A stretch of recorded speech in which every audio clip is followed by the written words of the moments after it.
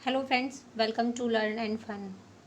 तो आज मैं आपके लिए एमसीक्यू सीरीज़ में पार्ट 4 लेके आई हूँ। पेपर 1 नॉलेज एंड करिकुलम का टॉपिक आदर्शवाद के जितने भी एमसीक्यू बन सकते हैं वो मैं आज के आपके लिए लेके आई हूँ।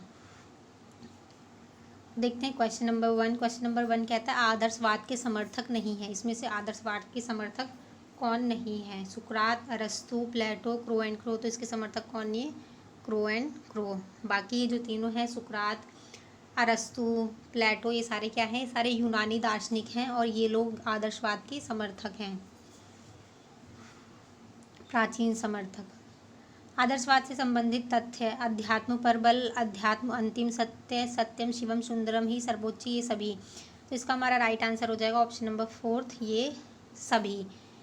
तो आदर्शवाद क्या है? ये अध्यात्म पर बल देता है कि अपने आप को जानो, स्वयं को जानो। ठीक है,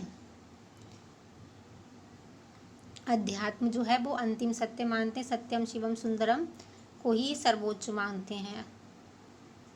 आदर्शवाद के भारतीय दार्शनिक कौन है? इनमें से आदर्शवाद के भारतीय दार्शनिक बताना है। महात्मा गांधी, स्वामी विवेकानंद, एक ऑप्शन नंबर 3 कहता है, एक तथा दो, या इनमें से कोई नहीं। तो हमारा इसका राइट आंसर हो जाएगा ऑप्शन नंबर 3। ठीक है, महात्मा गांधी और स्वामी विवेकानंद ये जो है भारतीय दार्शनिक हैं, जो किसके समर्थक हैं? आदर्शवाद के।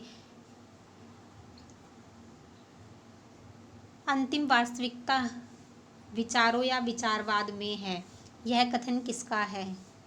प्लेटो, सुकरात, अरस्तु, मैकाले। तो ये हमारा कथन किसका है? प्लेटो का। ठीक है, प्लेटो ने कहा है अंतिम वास्तविकता जो है विचारों या विचारवाद में है। आदर्शवाद में शिक्षा का क्या मत है? कि आदर्शवाद में शिक्षा के बारे में क्या कहा है? आध्यात्मिक मूल्य जीवन के लिए महत्वपूर्ण, शिक्षा सर्वोत्तम है, शिक्षा द्वारा आध्यात्मिक गुणों का विकास, उपरोक्त सभी। तो इसका हमारा राइट आंसर हो जाएगा ऑप्शन नंबर 4, उपरोक्त सभी। ठीक है, इसमें कहा जाता है कि शिक्षा के बारे में क्या क्या क्या गया? आध्यात्मिक मूल्य जीवन के लिए महत्वपूर्ण है, तो अध्यात्म को क्या है? शिक्षा में शामिल किया जाना चाहिए। शिक्षा सर्वोत्तम है, सबसे अच्छी है, सबसे उत्तम क्या है? शिक्षा है। शिक्षा के द्वारा क्या है? आध्यात्मिक गुणों का विकास बालक के अंदर किया जाना चाहिए। कि अंतिम सत्य क्या है? आध्यात्मिक विकास, अध्यात्म के बारे में जानना, अपने अंदर अपनी आत्मा के बारे में, ब्रह्मांड के बारे में जानना। ठीक है, भौतिक जीवन से अलग है बिल्कुल आदर्शवाद की। जैसे हम लोग हैं आज के टाइम में, हमें पढ़ाई, एजुकेशन, ऐसी जॉब कर रहे हैं और सिर्फ अपने जीवन यापन के लिए, इन सब चीज़ों के लिए भौतिकवादी जो वातावरण है, लेकिन ये आदर्शवाद देते हैं। आत्मा से परमात्मा का मिलन, इस तरह की बातें इसमें आदर्शवाद में आती हैं। ठीक है, क्वेश्चन नंबर 6 कहता है आदर्शवाद के गुण या उद्देश्य इसमें से क्या है? आत्मानुभूति, आत्मानुभूति ही शिक्षा का लक्ष्य है, एक तथा दो, या इनमें से कोई नहीं। तो इसका हमारा राइट आंसर हो जाएगा ऑप्शन नंबर 3, एक तथा दो। इसमें क्या कहा है? आत्मानुभूति मतलब अपने आप को जानना, ये नहीं कि सिर्फ अपने गुण वगैरह को, आंतरिक रूप से अपनी आत्मा को जानना। ठीक है, आत्मानुभूति ही शिक्षा का अंतिम लक्ष्य। शिक्षा में क्या है? बच्चों को इसके अनुसार शिक्षा में आत्मानुभूति सिखानी चाहिए।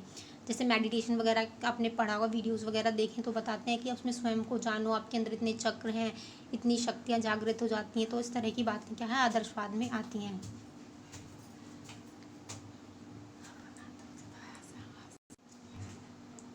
आदर्शवाद के साधन उद्देश्य, तो आदर्शवाद के दो उद्देश्य हैं, एक साधक और एक साधन और एक साध्य उद्देश्य, सॉरी। ठीक है, तो इसमें साधन उद्देश्य कौन से हैं इसके? व्यक्ति का विकास, पवित्र जीवन, श्रेष्ठ नागरिक का निर्माण, पवित्र जीवन की प्राप्ति, या ये सभी। तो हमारा इसका राइट आंसर है ऑप्शन नंबर 4, ये सभी क्या है?